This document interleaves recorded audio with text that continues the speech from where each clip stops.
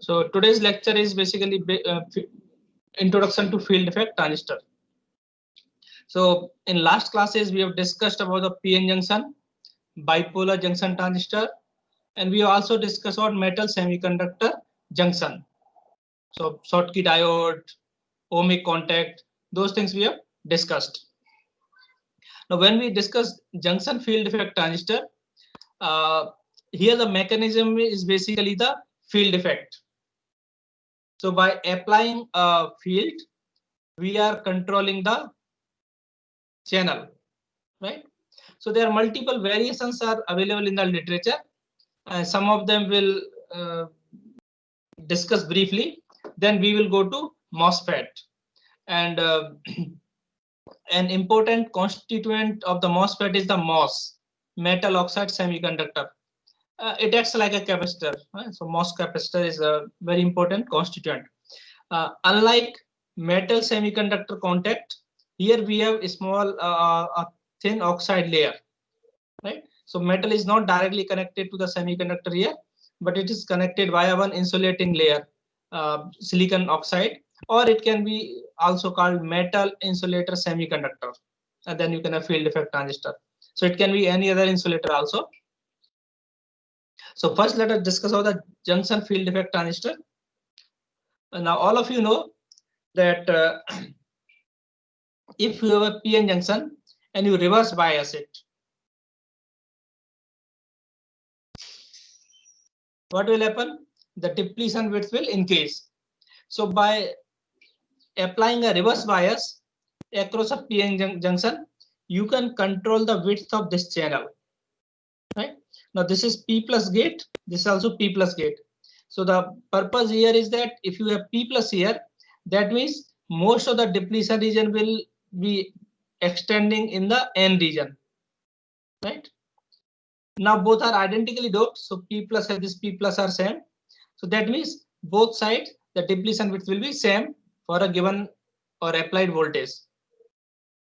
Now in this case, we will only apply the reverse bias, right? So that means your VG has to be less than 0. Correct? If you apply positive gate bias, then of course this diode will turn on and it will not serve the purpose. So the applied gate voltage in this case will be negative only.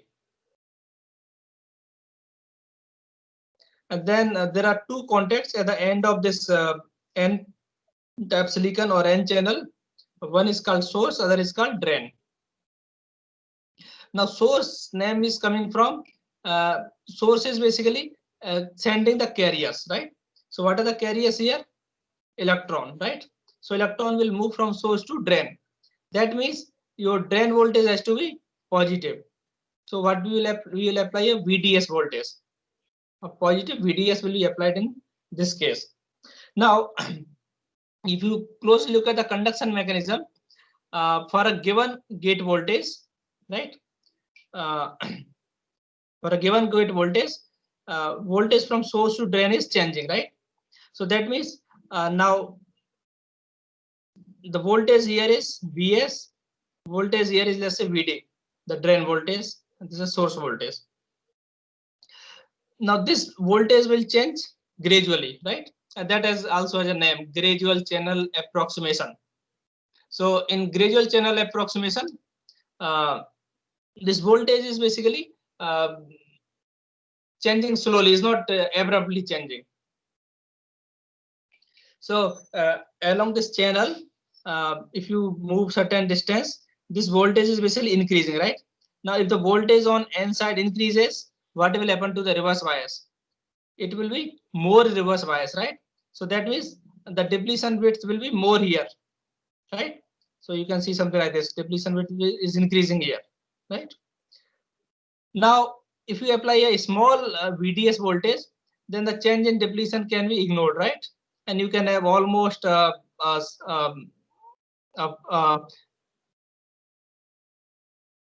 uniform channel, right? Right. So So this is basically along this is x axis. You can this is x equal to 0 to some x equal to L. L is a channel length. So 0 to L. This voltage is changing from 0 to VD or VS to VDS. Correct. Now, if you want to find out the IV characteristic, then the resistance, if your VD is less, right? This channel is wide open, right? For given gate voltage. For given gate voltage, if your VD is less, this is wide open, right? So that means the conductivity of the channel will be more. What will the maximum conductivity? If this length is, let's say 2A, and the width inside the paper is Z, right? What will be the maximum conductivity? Rho L by A, right? And what is the cross section area? 2A times Z. Yes.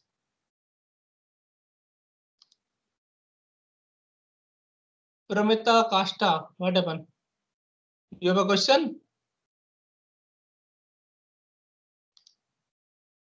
No question?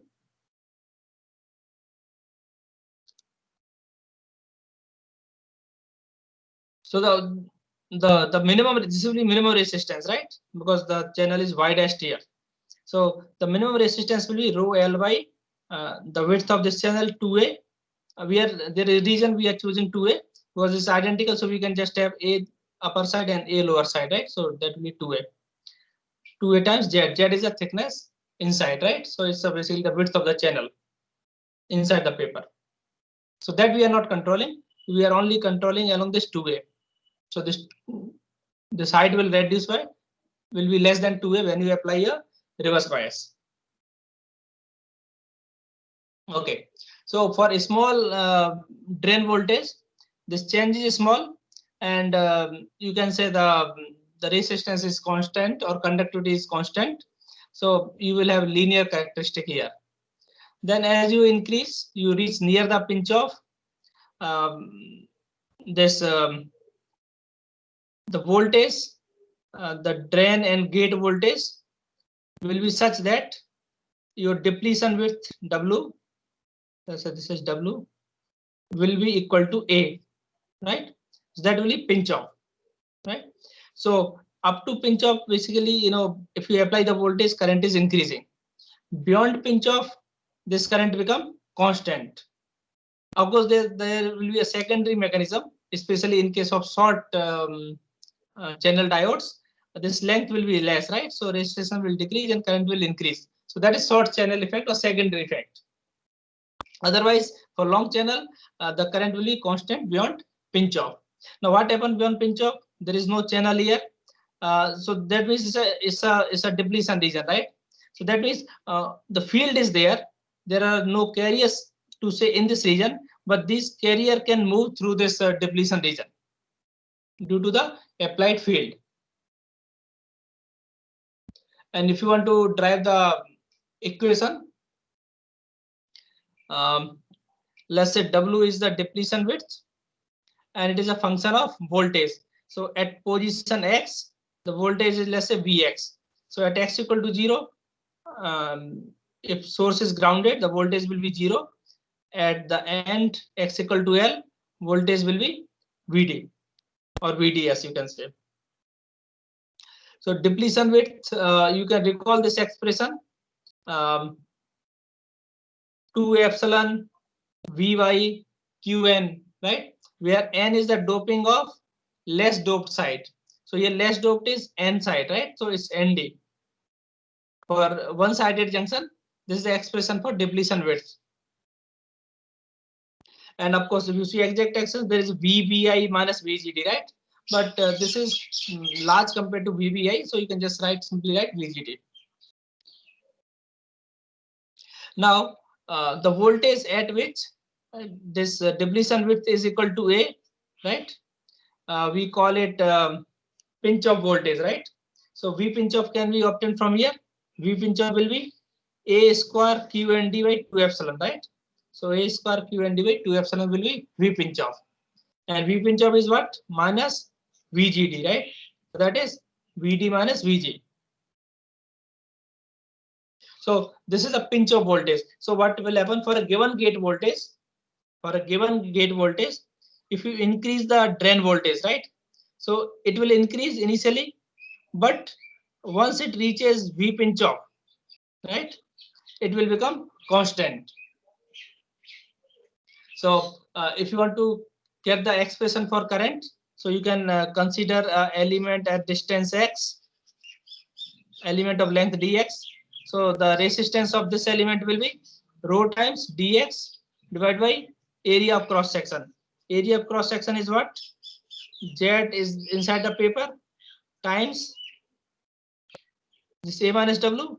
This is also A minus W. So 2 times A minus W times 2. And this is Z. Right? And this A minus W is written as H here. Right? So you can write H, 2HZ. And then I will be, this is resistance, right? So your dB will be I times this is small resistance. So I can be written as dB by dx 2ZH by rho. And then you can integrate it from 0 to L.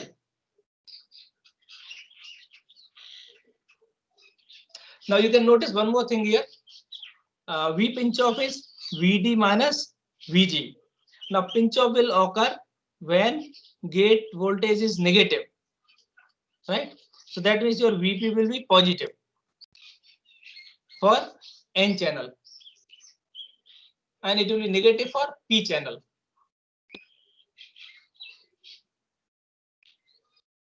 Please interrupt me if you don't understand. Right? Now this A minus W you can write. W is basically this thing. So if you substitute A here and A you can write in terms of Vp, right? So if you substitute here A minus W, now W can be written as 2 epsilon by Q and D. 2 epsilon by Q and D will be A by root Vp, right? A by root Vp times minus VGD, correct? This is root 2 epsilon by Q and D. 2 epsilon by Q and D will be A by root Vp, correct? So then you substitute it here, right, and integrate. So 2ZA by rho 1 minus. Now this is basically for L.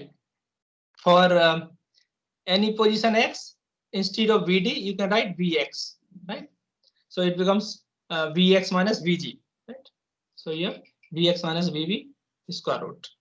And then if you integrate it, you will get a slightly complicated expression like this.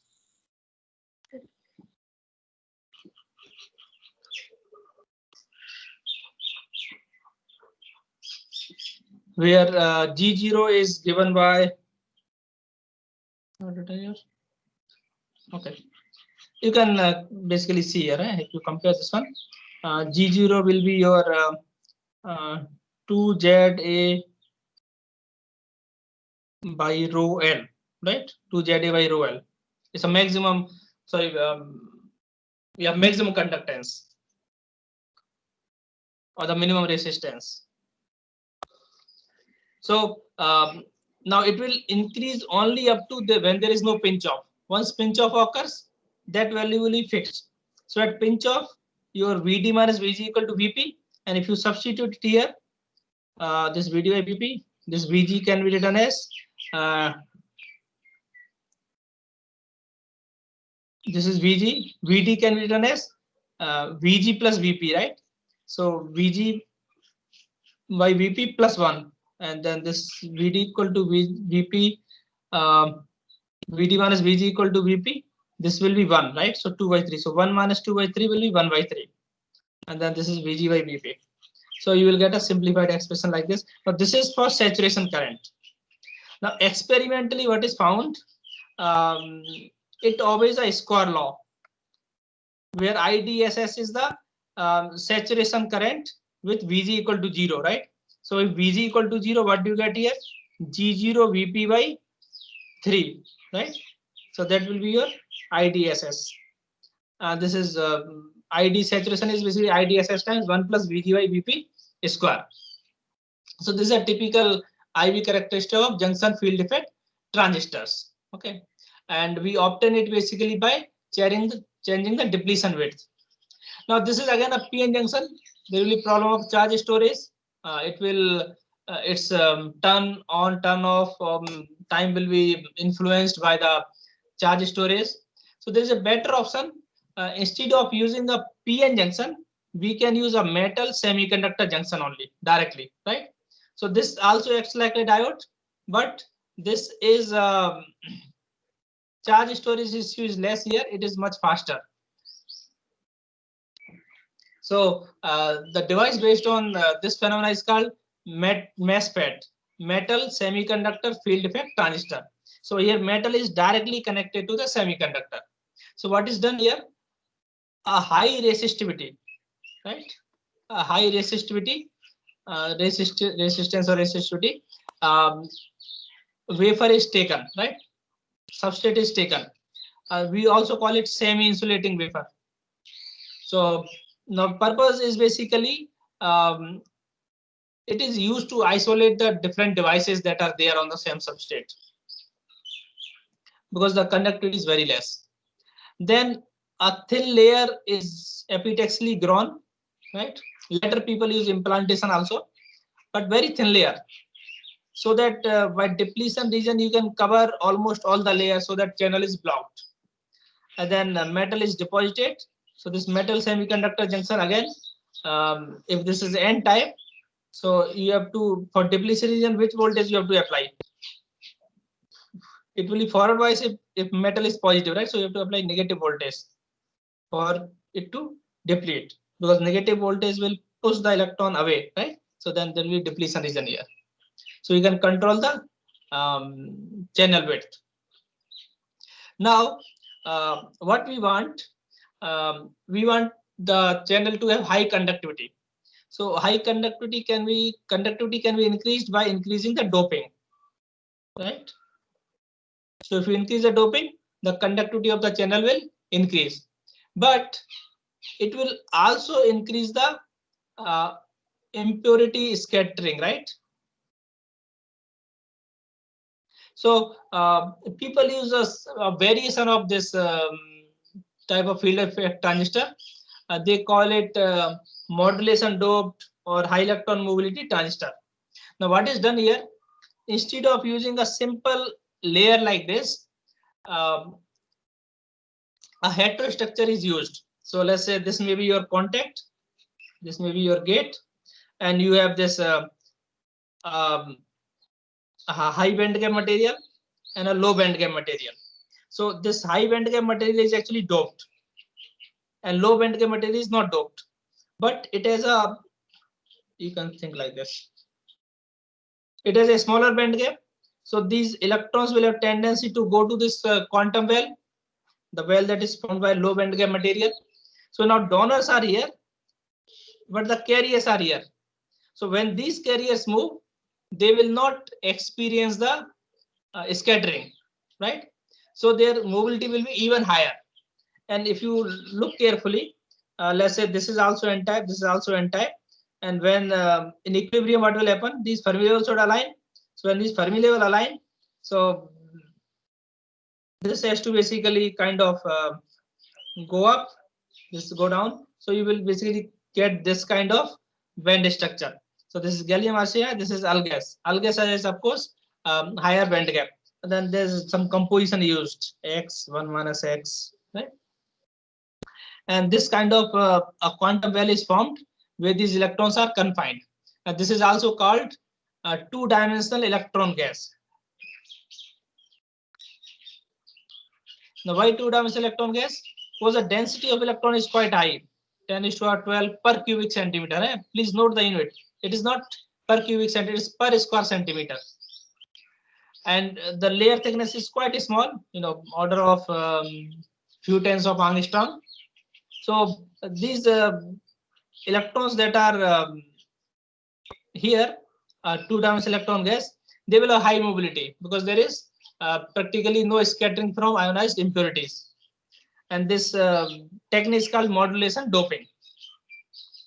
And such structures are called high electron mobility transistor or MOSFET, or sometimes called separately doped field effect transistors, right? And they achieve high electron mobility or high conductivity.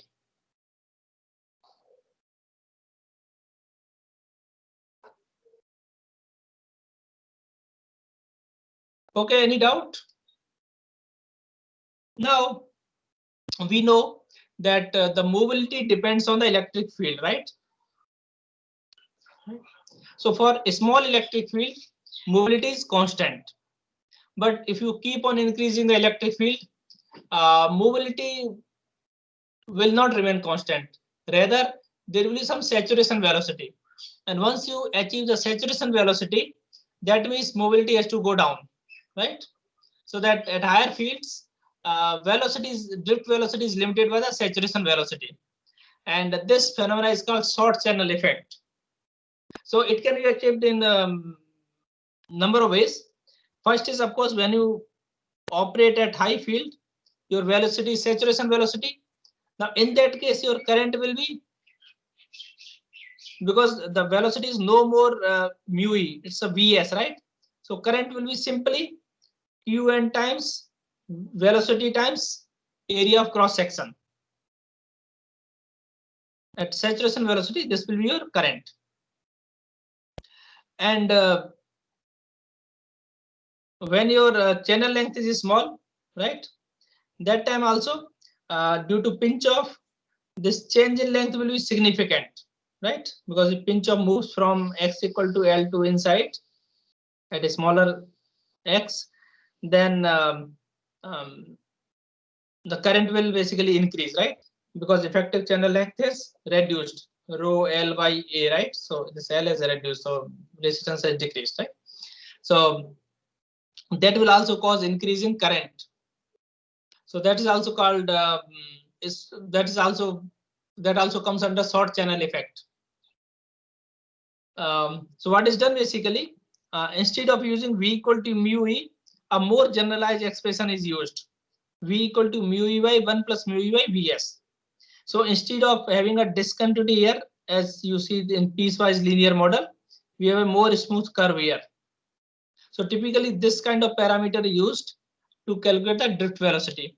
So if the field is small, then you can ignore this one and your Vd will be mu E. If field is large, then you can ignore one, your drift velocity will be Vs. But most of the device, they actually operate, somewhere here, right? So you cannot keep on switching these regions. So we use this generalized expression. Now we will go to MOS capacitor. Now what will be there? We connect the metal semiconductor with a thin insulating layer. Its structure is very similar to a capacitor, right? Where we have two metal plates and a dielectric. So this oxide is or insulator is a dielectric, and then metal on one side, semiconductor on other side. Now the difference between metal and semiconductor will be metal respond very fast to the voltage. So that means whatever charge is there, it will be exactly at the interface, whether positive charge or negative charge. It will be positioned at the metal dielectric interface. But in case of semiconductor, there is doping here. So what will happen? This charge will be kind of distributed. So there will be a field inside the semiconductor. Inside metal, you cannot have field. So E is 0 inside the metal. But in semiconductor, you can have a field. So that makes the analysis of MOS capacitor interesting. So before we analyze the MOS capacitor, let us see their Venn diagram. So this is ideal, metal, then insulator, and semiconductor. So in metal, of course, you have work function Q phi m. This is the metal Fermi level. Then you have oxide or insulator here.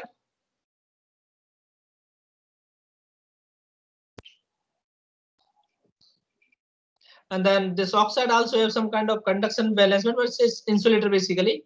So it's quite high basically. So this barrier is called Q5B. And this of course is a vacuum level. And then electron affinity Q chi for the semiconductor. Band gap is Eg. And if it's n-type doped, the difference between Fermi level and intrinsic level is called Q psi B. And if it is p-type, then the difference between Fermi level and intrinsic level will be between this Q psi B. This will be Q psi B, right? So between p-type and n-type, their sign will be different. And either the sign will be different, or you can define them in different ways, right? So if you want to find out what is the difference between the two Fermi level, phi m and phi s. So phi ms will be phi m minus phi s. Now what will be phi s here? Q chi plus Eg by 2 minus Q psi, right?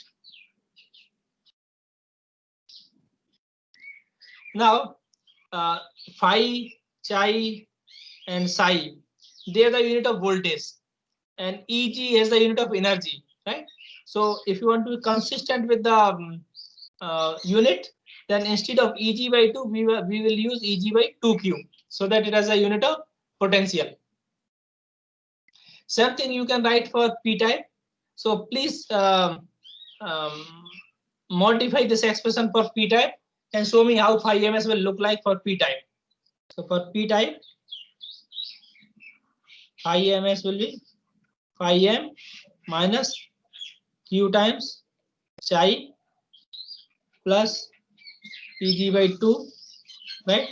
Now what will happen? Plus q psi or minus q psi? So this is minus q psi because it's going up. This will be plus q psi. So plus psi b, you can psi b bulk. Right? So this is a doping coming from the bulk. And can you relate this psi b with carrier concentration? So here n will be ni exponential EF minus EI by KT, right? So this is Q psi b by KT.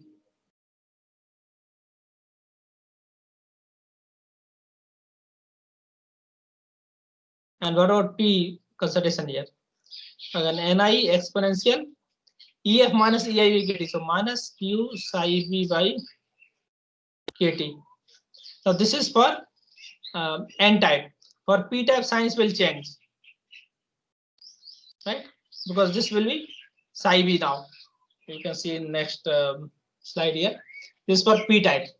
So now this is Q psi b. So here P type will be exponential Q psi b by KT. So please be careful about the how you define Q psi b.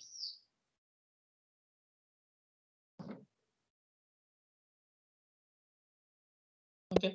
Now what will happen? Let's again consider N type. In case of accumulation, how will you achieve the accumulation? The gate will be positively biased or negatively biased?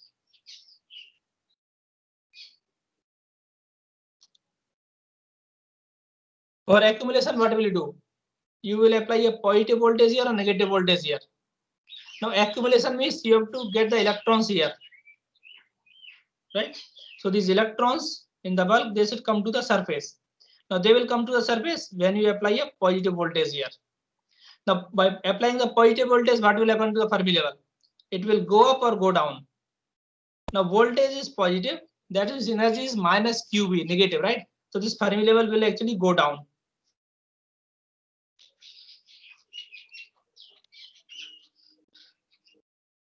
So basically you will have some kind of this thing here and this thing here, right?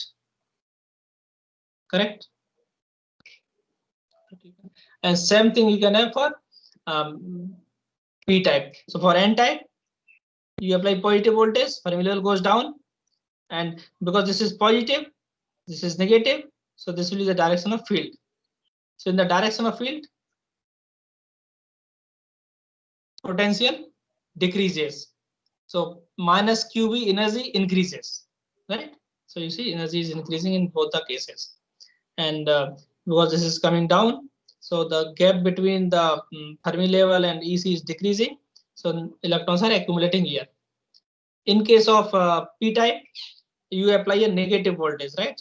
So that means Fermi level goes up, so it goes down like this, and here this valence band edge is coming near to the Fermi level, so holes are accumulating here. Same thing, similarly you can analyze the depletion region. So for depletion region, what will you do?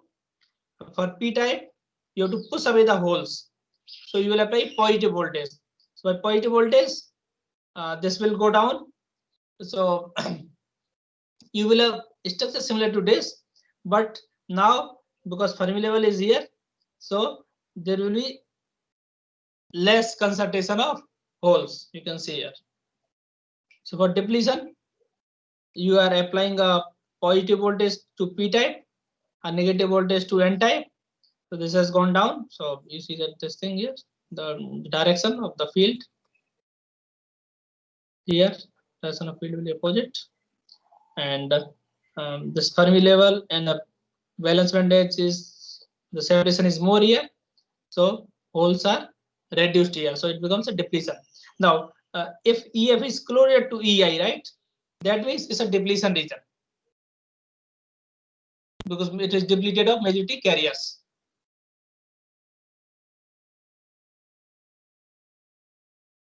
Now if you go ahead further and you apply voltage beyond the depletion region, so for example for n-type you apply a negative voltage, right? Let's say we increase this voltage further, right?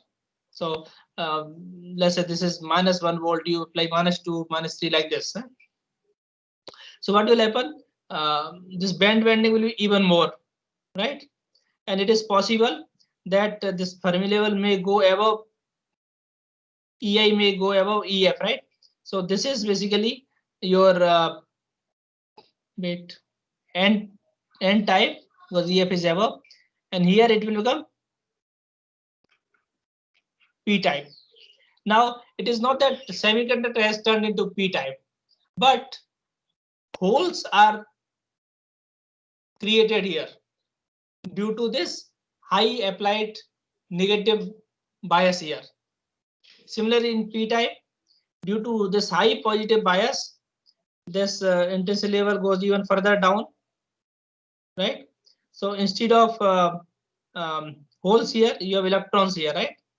So these electrons are created here. Now this phenomena is called inversion. So when you apply a very high voltage beyond depletion, you can get inversion. Now there is a definition for this one. What is happening when you are applying the voltage? These bands are bending. So let's say this EC, EB, and EI are following the same route basically. The change in EC, EB, and EI will be same at particular position because their relative position don't change. The relative position of EC, EB, and EI, they don't change. What is changing? Their relative position with respect to EF. So what we are concerned with the surface. So at surface, if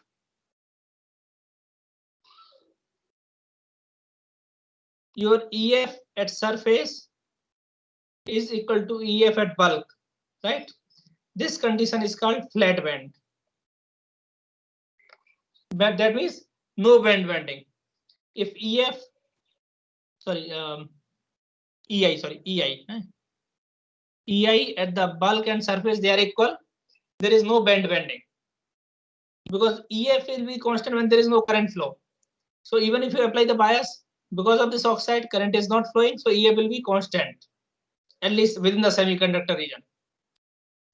Other bands EC, EB, and EI are bending to take care of the induced electric field. So if EI at the surface, you can also use EC or EB also here because they follow the same trend. So if EI at the surface is same as EI in the bulk, this condition is called flat band. if EI is equal EI at the surface is equal to EF in the bulk. So EI at surface is equal to EF in the bulk. That means depletion region. So EI at surface is equal to EF in bulk, right? So that is basically depletion region, because the here monetary carrier concentration is same as intrinsic concentration. So it is of course more than the bulk monetary carrier concentration, and it is equal to intrinsic carrier concentration. If EI at surface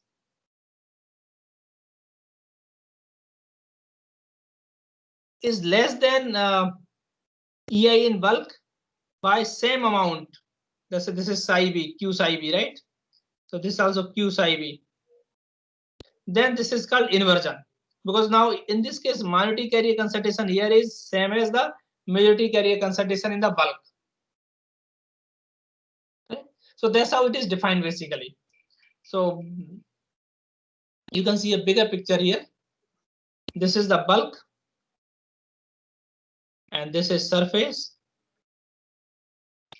So due to apply bias, these bends are bending, and the way we define the potential here is Q psi is basically the amount by which EI is bending, and amount of bending at the surface we define surface potential.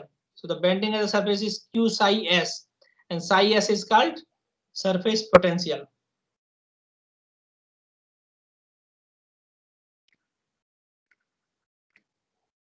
Now, of course, you can try to solve for Poisson equation. So I give you homework now. So try to solve the Poisson equation here. You can take the help of your textbook to solve for the surface potential, and surface potential is of course related to the field here. So you can get the field here, and the charge will be epsilon times E, the field. So you can basically estimate the charge concentration here. So try to solve the Poisson equation and calculate the charge concentration at the surface. So that is your homework. So please try it. Then next class we will continue our discussion on MOS capacitor, and we will venture into MOSFET. Okay. So I will close here. If you have any question, you can ask me.